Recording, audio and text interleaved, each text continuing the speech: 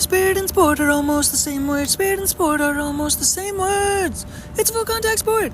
Business is a full contact sport. Business is a full contact sport. And it's 24 hours a day. This is a quotation shared by somebody recently in a YouTube video, regardless of who it was. They are well-to-do in terms of business, and the nature of the interest is to mention that it's obvious and apparent that necessarily it's known that business is a sport. Business is a sport, and also there's spirit within all people. So this is a correlative ideology based upon the understanding that business basically binds us all. When we're kids, we basically have the playground, and all we can do is just gotta get together and play games. And we do that for some time when we're young, but then when we get older, we play the game of business, and things change entirely, and it's very political and weighted and very peculiar, but does make sense in so many ways and not correlative to our upbringing and necessarily our biology, which has to do with everything to do with childhood and what we do with everything when we do when we're getting older. And what we do is we sort of stack those means together when we're gaining the sense of who we are as children, and we just play the games that we feel like to be able to get a sense of understanding of who we are and how we identify with the world based on what game in the schoolyard that we choose to gravitate towards, and that is our basic sense of identity when we're young, and that in essence is what it exemplifies and highlights who we in essence are in a core sense of wanting to play and what makes us happy when we're young and before a certain age, and it keeps us very fruitful in terms of our mentality and nourishment, in terms of our vitality of what keeps us happy and sort of fun and having fun with each other among other people that are existing and connected on a continuous basis.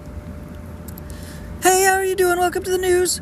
This is today. Welcome to the news. Welcome in. This is Dinky Tehc. We're getting going. Hell yeah. Let's keep it going. Moving on down. What is the purpose of talking about spirit and sports? To begin with, it's a game. It's a game. As a whole, meaning that is the thing that sort of binds the whole world as a whole, and it's identified as a sport. So necessarily, what does it mean? What are the undertones?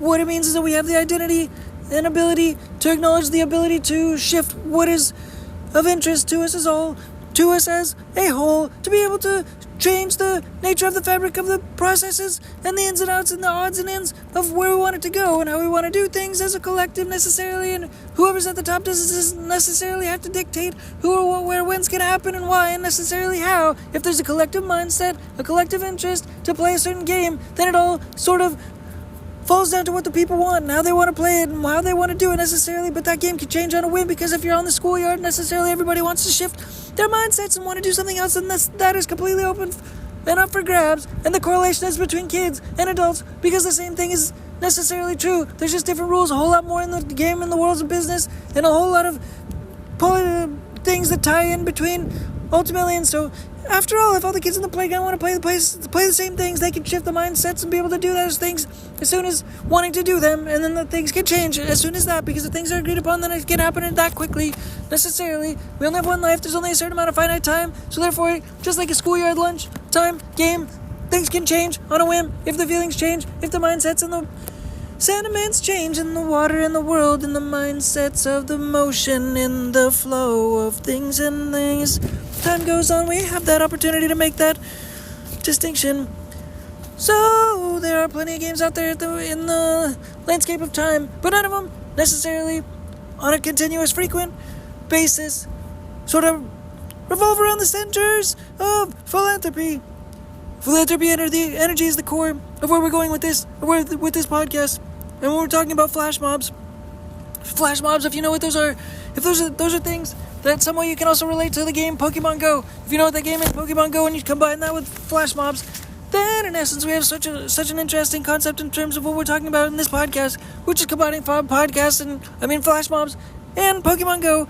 And how are we going to do that? Well, we use the essence of games, and we use the essence of philanthropic energy and the collective mindset to play in the world, and in the essence of flash mobs, what it entails is a collective nature of interest to be able to shift the flow of energy, the current of energy, to be able to go into a new direction, to be able to try to do something different that changes people's mindsets on a whim, type of a situation, type of an encounter, and it is very jarring sometimes because it shifts the flow and the current of the nature of what's happening in the air in an abrupt fashion, and it's artistic and peculiar and interesting and fun and whatnot, and So it's cool to sort of participate in those. And if you combine that with voluntourism meaning changing where your location is out of your context necessarily the day-to-day routine and such, and you break that and you combine the nature of what's interested in voluntourism, what that entails is using mindsets to be able to combine tourism to be able to do good in the world and sacrifice a vacation to do things that are better than usual, than before, necessarily. And if you circle that back around to Pokemon Go, people play that game all the time. It was an application that came out and it was very interesting. It's also what spawned the interest for Change4Games Studios, which is what we're talking about, which is what encompasses and encases Dinky Tehc. That is the Dinky Tehc energy is within the Games for Change4Games Studios landscape, which is the world. It's a transposition. It's taking the mindset and it's putting a filter over it, in essence, for philanthropic energy to be able to spawn and span and find its way in through all the cracks and crevices of all the lakes and waters and streams and all the plants and roots and such things to be able to get into every cellular mechanism so the philanthropic energy is able to propagate and expand and spawn at the most rapid rate is available, necessarily. So if you have flash mobs and voluntourism and Pokemon Go, all those things in one basket, and you sort of explode your focuses into how those things can collectively make a connection in terms of a single basket and what that could yield in terms of the way that basket tasted when you're tasting it collectively as opposed to separate pieces. It's just really cool because it sheds light upon the idea of using games for change, in essence, to be able to make philanthropy and philanthropic energy for fun, in an essential sense, because you're taking voluntourism, which is tourism, and combining the fun of games like video games like Pokemon Go, for example, and then flash mobs, which are interesting and peculiar and somewhat related around music and art and such things, and be able to combine those things, be able to do those things on a continuous basis that makes fun for the games to change to be able to occur on and spin and spawn on a continuous basis. And this can be repeated and done again and again and again and again and again because it's fun and interesting and fun, like Pokemon Go, which was one of the most successful video games ever, and it's an application and it's on the phone and it's combined with the phones, it's combined with the real world, and to be able to do that and travel and go to and have tourism and such things, like people have made tourism around Pokemon Go, which is an interesting game because it causes tourism, because it causes getting up and getting out and going and moving from your seat. That is what also the purpose of having a spreadboard made by Dinky Tehc, the company, is all about. In essence, it's the first product that realistically is allowing travel to take place, and it's a fundamental and an interesting little vehicle that makes traveling, getting around, and playing with your friends, like playing Pokemon Go, for example, interesting. But you can also cross borders, for example, necessarily, if possible, and hopefully that gets easier as time goes on, so you can cross borders, and that becomes an easier process, and everybody's super down with that, to be able to cross borders and have good times, because phones can be able to cross borders, and things like Starlink doesn't have borders necessarily in terms of the internet, and is able to go across the lands, and there's hopefully more partnerships in a technological sense, being able to allow people to do more things in that nature. And in a similar fashion, there's something that I wrote a little storybook, a child type storybook called a storyboard child book, that necessarily is trying to transpose what the film industry did to be able to make films, which is like break down a script into storyboards, basically, but be able to use that to make a child book storyboard, child books. That's like a storyboard, in essence, by just having 3 panels, like I mentioned in the past at least, that there's 3 panels that sort of can make any business, which is, in essence, the market to begin with, the market pool to begin with, and then the experience, which is in the middle, and then, in essence, the product at the end, which is the hero of the story, which kind of completes the hero's journey of making something out of nothing, basically, making a product from nothing. That's the most simplified version of being able to make a product from just an idea, in essence, by having those 3 things and combining them together, making a storybook, and that's what I did, in essence. It's on Amazon. It's the first child little, just an example storybook to be able to post on Amazon, just to prove the concept so that it's real, just to be able to acknowledge that it's real to begin with.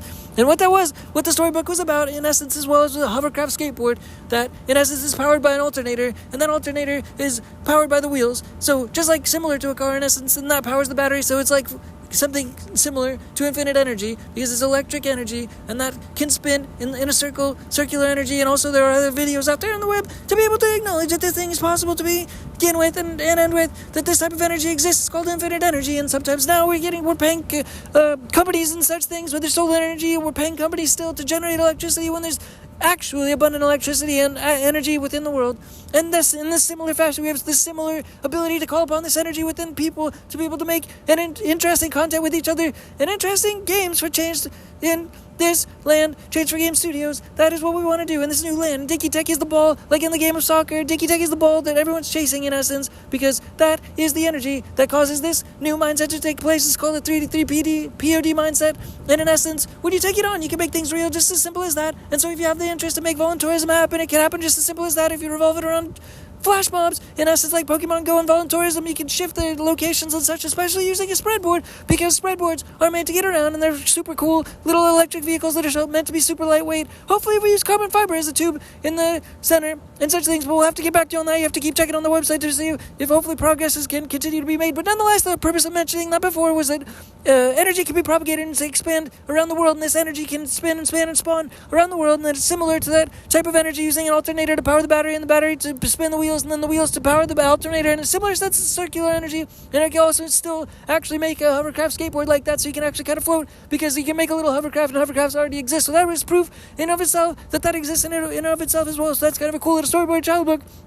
Maybe you can check it on the website if you want to. There's a link there. It doesn't matter. Either way, it's just sort of an example and an example that those kind of things exist. There's little proofs of concept and such things that those kind of things exist. And that's a little product as well. And it's just sort of a gimmick, joke almost to have that product to begin with.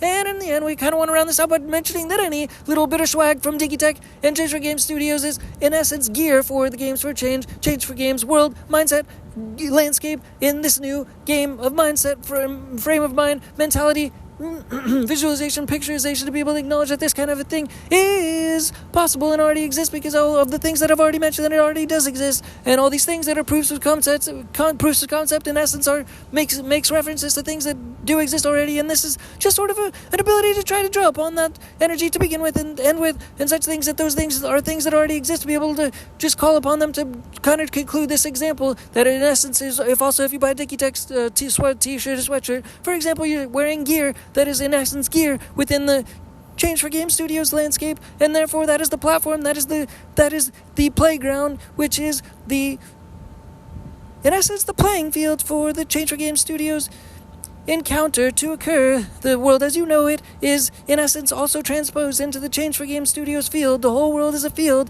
in essence, just like the whole world is also still current day played in the game of business. The game of business is played on this field known as the world, and when we're kids, we used to play fun games that are childhood school games, and then we grew up, and then it became the game of business. So this game of business is played across the whole world at all given times, at every given minute, because it's all bound by a global ecosystem that is monetary energy based in essence. But this new world mindset is based around philanthropic energy, which is more valuable, based around the just simple concept that voluntourism, flash mobs, and Pokemon Go is very interesting and fun and interesting, and hopefully most everyone wants to play them, just like they all wanted to play Games for Change, Change4Games back in the on the schoolyard, but they weren't making Change4Games because we didn't have the ability to connect all the energy back when most people were kids in this day and age and such things. But now we have such interesting technology. That's why Dinky Tehc's last name is Tech, because it's just sort of just trying to combine many energies, because that's what in essence tech does, is repurposes energy and flow and such things. That's what we're trying to do here with Change4Games Studios in essence. So please come along and play the games with us. Chase Dinky Tehc, have him go be a fun dog bat, which is what he is. He flies in the world. He's an interesting dog bat animation character. We want to give you some more animation to be able to pull from, and hopefully some more merchandise to be able to pull from and play the game. But if you wear any merchandise, or support any merchandise, you're actually part of the game. You're part of the game. You're in the game. You're part of the ecosystem. We want more of that. We want more of that to propagate and to spin and spawn around the world like electricity that's spinning around the world, but actually getting into the roots of the plants and the fabric of life as time goes on, because that's what we need to do, is get this philanthropic energy and everything so it pollinates and chlorinates just like inside of the cells of the plants and the air, so that it in essence gets into everywhere. And this is the new type of energy, philanthropic energy, instead of monetary energy, that gets into the new world type of game of business. And so everybody's able to play together like kids, like when we were young, as opposed to having to outgrow it into a game of business, which is a super boring and less inclusive game, and very peculiar and strange, and not aligned at all with necessarily, it seems, the nature of playing games as kids. So let's all get together and play